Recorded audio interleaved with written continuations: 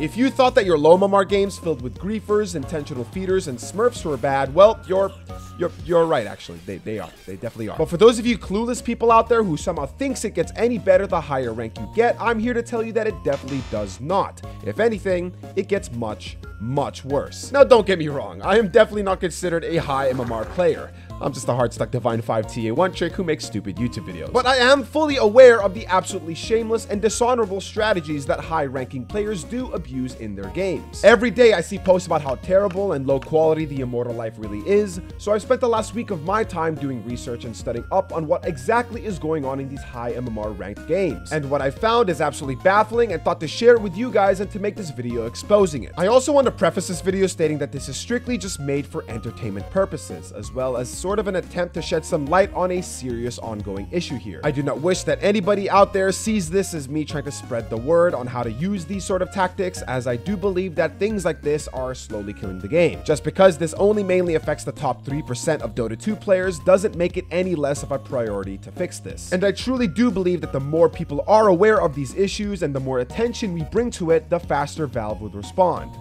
Surely.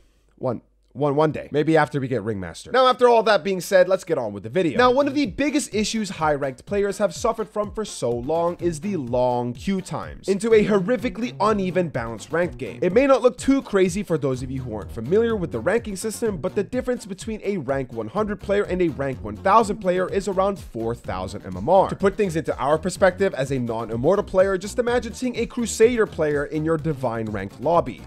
Yeah. That's a problem. So the players understandably complained about it so much to the point where Valve finally responded and introduced Immortal Draft, which is basically the equivalent of slapping on a band-aid to a gunshot wound. Valve, yet again, to nobody's surprise, made the typical decision of, you know what, if you want something done, do it yourself. And then they left. These people are in charge of this game's future, by the way. This system did in fact speed up the queue times much faster, because all it did was gather up 10 players within a certain skill range, then had the top 2 highest ranked players become team captains to draft their teams themselves. Now, on paper, this doesn't sound all that bad, to be honest. I mean, at the end of the day, you're still having these 2 players in charge of picking and choosing which players they want, and to make sure that the game becomes fair and balanced. Right? This would be the case if it weren't for the Glicko system, which works like this. The less ranked games you play will reward you with more MMR, as well as the more advantageous one team is over the other in terms of MMR, the less MMR you would win overall. Meaning that if you were to abuse this system, which if you haven't caught on by now, 90% of these fucking games are like this, you would purposefully choose all of the lowest ranked players in the pool that would leave you in a low risk, high reward situation. The enemy team who was expected to win would only win around 15 to 20 MMR, but would lose more than double that amount, resulting in a clusterfuck of repetitive abuse and huge MMR inflation. Here's the thing. The lower MMR your team, the more MMR you can win by winning, and the less MMR you lose by losing. So you want a really low MMR team. So you pick left to right. That's how it works. You pick left to right, and that's the way to get the biggest MMR difference between you and your opponent. You pick all the small MMR people. Of course, the opponent is probably going to do the same thing. So yeah, unlike in dodgeball, where you pick, you know, the kid with the strong arm, here we look for the cripple, you know. We look for the kind of blind, you know, recently hospitalized, fucking sick, about to die from asthma reaction, you know, like the guy is spazzing out on the floor looking like he has a few minutes to live. Is like, you're my first pick. Another massive issue that has been ongoing for quite a while now is party queuing. Now, some of you may not know this, but even though Immortal Draft exists, high-rank Immortal players are still able to party up and queue together. And you might be sitting there asking yourself, then why the fuck are you even able to party queue in the first place if you're still going to be going through Immortal Drafting and not be guaranteed to be on the same team? Well,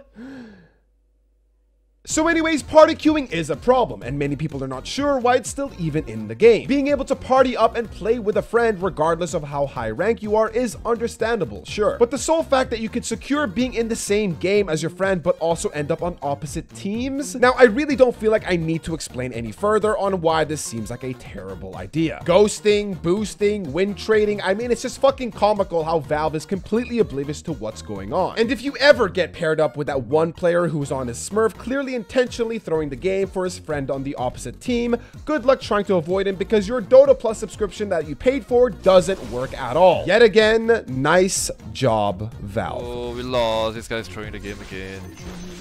Yep, the retard is being a retard again. Like, it's so dumb. You can't, there's nothing you can do to punish this guy. He just like, he just does this. Like, see? This is the best Dota Plus advertisement. Well, the sad thing is you cannot use Dota Plus in a high-level Immortal game. It will not let you avoid anyone. So, it's sad. Like, that was the best feature of Dota Plus, so that I could avoid people. But now let's say that somehow, by some miracle, you actually managed to carry the game, and despite all odds against you, we're in the enemy base, about to win, but then this happens. Oh, the bug. No, they're gonna do it, man. Oh, they're win trading.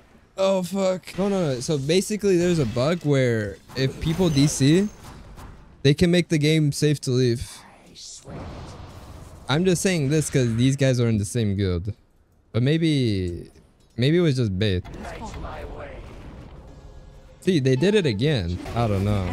This is suspicious. I guess we need to try to end the game as fast as we can.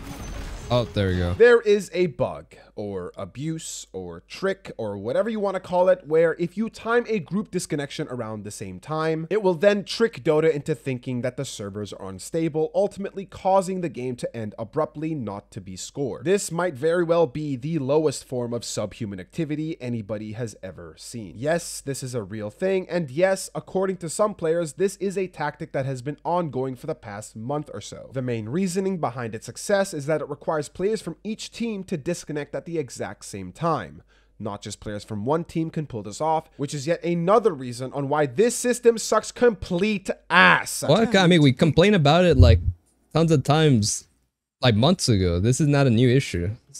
We can continue to complain about it like for months on end. This is like the billionth time this has happened. This is purely 10 seconds remaining. Its core. It's not a win trade issue. It's an Immortal Draft 5 issue. seconds remaining.